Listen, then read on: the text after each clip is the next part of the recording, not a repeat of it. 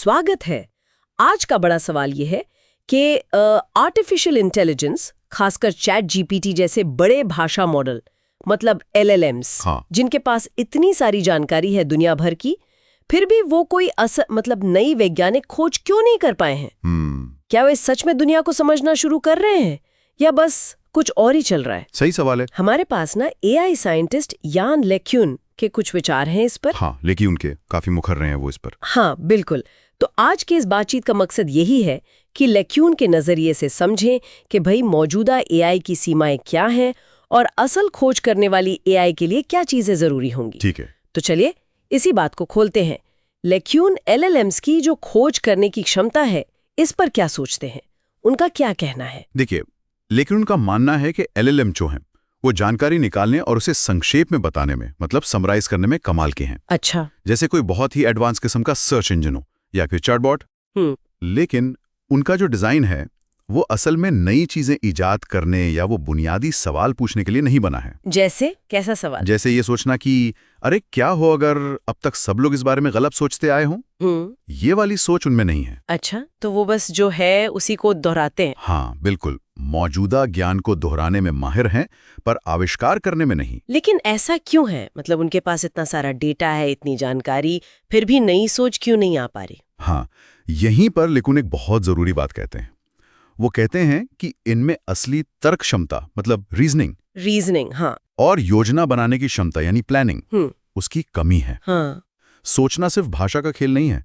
वो उदाहरण देते हैं दिमाग के ब्रोका एरिया का। हाँ, मैंने पढ़ा था। ब्रोका एरिया भाषा संभालता है, पर वो पूरी सोच नहीं है। बिल्कुल, वो सोच का बस एक हिस्सा है। असली गहरी सोच कहीं और ज्यादा जटिल तरीके से होती है। तो LLMs उस तरह से नहीं सोचते? अम्मली, वो इंसानों या जानवरों की तरह तो बिल्कुल नहीं सोचते।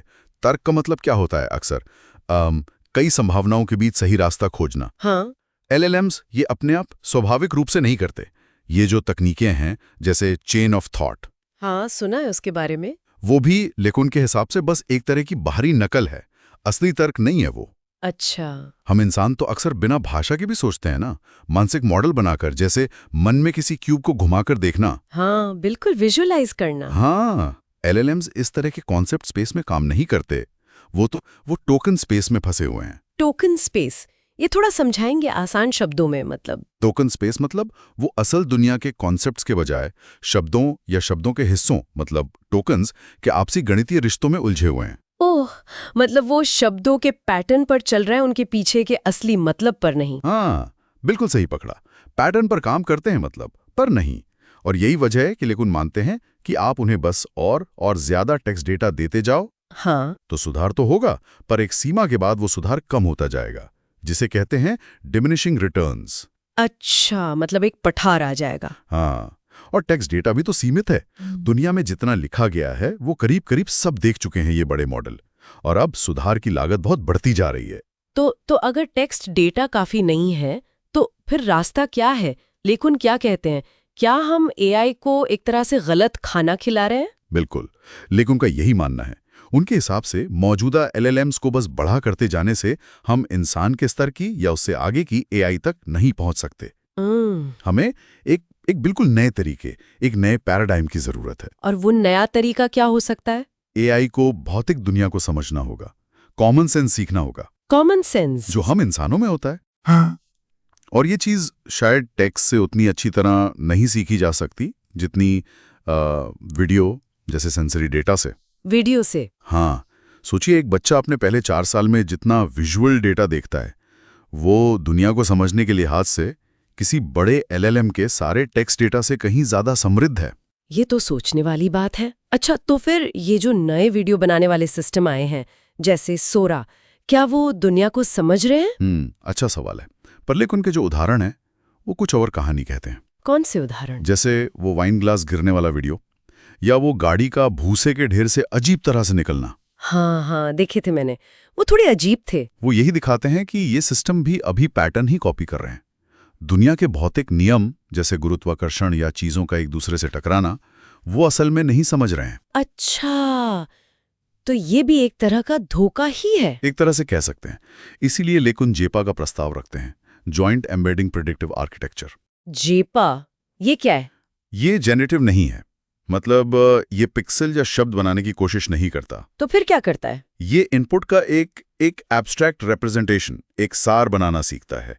मतलब ये किसी चीज के हर बारीक डिटेल को याद रखने के बजाय उसके पीछे का कॉन्सेप्ट समझने की कोशिश करता है। उदाहरण दे सकते हैं? जैसे मान लीजिए ये एक गेंद की तस्वीर देखता है, तो ये हर पिक्सल को दोबारा बनाने की कोशिश नहीं करेगा। ये सीखेगा कि गेंद गोल होती है, लुढ़क सकती है, उछल सकती है। ये दुनिया के बुनियादी सिद्धांत सीखता है और गैर जरूरी डिटेल्स को नजरअंदाज करता है। ओके, तो ये भविष्यवाणी नहीं करता बल्कि दुनिया को समझने की कोशिश करता है। बिल्कुल। और वीडियो के लिए जो वीजेपा है, उसने असंभव घटनाओं को पहचानने में अच्छी क्षमता दिखाई है। असंभव घटनाएं जैसे कोई चीज हवा में तैरने लगे या अचानक गायब हो जाए। ये पहचानने के लिए कि ये असंभव है, सिस्टम को दुनिया के कुछ नियम समझने पड़ते हैं, जैसे वस्तु स्थायित्व की चीजें यूं ही गायब नहीं हो जाती। अच्छा, तो ये कॉमन सेंस सीखने की तरफ एक कदम है। हाँ, ये कॉमन सेंस सीखने का संकेत है और ये आगे चलकर प्लानिंग और रीजनिंग जैसी क्षमताओं से जुड़ सकता है। दिलचस्प है। अच्छा, और ये ओपन सोर्स का क्या मामला है? आप कह रहे थे लेकिन इसके समर्थक हैं, डीप सीक जैसे मॉडल, ये सब कहाँ फिट होते हैं? हाँ, लेकिन ओपन सोर्स के बहुत बड़े हिमायती हैं। क्यों? बंद दरवाजों के पीछे तेजी से काम नहीं होता। उनका मानना है कि ओपन सोर्स से प्रगति ज्यादा तेज होती है। क्यों? क्योंकि इसमें दुनिया भर की प्रतिभाएं, दुनिया भर के लोग शामिल हो जाते हैं। डीप सीक एक अच्छा उदाहरण है। या 10 साल पहले चीन से आया रेजनेट, वो आज भी डीप लर्निंग की रीढ़ है। हाँ, रेजनेट तो बहुत सुना है। तो अच्छे आइडियाज किसी एक कंपनी की बपौती नहीं है। असली तरक्की, उनका मानना है, एक सामूहिक प्रयास से ही आएगी। कोई एक जादुई गोली नहीं मिलने वाली। और शायद लागत और नियंत्रण के लिहाज से भी ओपन सोर्स बेहतर होता होगा। बिल्कुल। प्रैक्टिकल उपयोग में अक्सर ओपन सोर्स को प्राथमिकता दी जाती है, इन्हीं कारणों से। तो मतलब सार ये निकलता है कि मौजूदा एलएलएम्स जानकारी को प्रोसेस करने में तो शक्तिशाली हैं, पर वो नए विचारक या आविष्कारक नहीं है। सही। और असली एआई प्रगति के लिए शायद हमें जेपा जैसे नए आर्किटेक्चर की जरूरत होगी, जो दुनिया के मॉडल बनाने और कॉमन सेंस सीखने पर ध्यान दें। हाँ, जो टेक्स्ट से आगे जाकर दुनिया को समझें। और इसमें शायद ओपन सोर्स सहयोग, मतलब सबका मिलकर काम करना, एक अहम भूमिका निभाएगा। बिल्कुल। यहाँ एक सोचने वाली बात यह है, जो लेखन के विचारों से निकलती है। हाँ। कि अगर एआई को सचमुच हमारी दुनिया को समझना है और उसमें नई खोज करनी है, तो उसे शायद टेक्स्ट के बजाय दुनिया के साथ सीधे इंटरैक्ट करके सीखना होगा। जैसे वीडियो से या सेंसर से, बिल्कुल एक बच्चे की तरह। हाँ, तो सवाल ये उठता है कि भविष्य की एआई सिस्टम को किस तरह के डेटा और किस तरह के अनुभवों की जरूरत होगी ताकि वो कॉमन सेंस विकसित कर सकें जो हम इंसानों में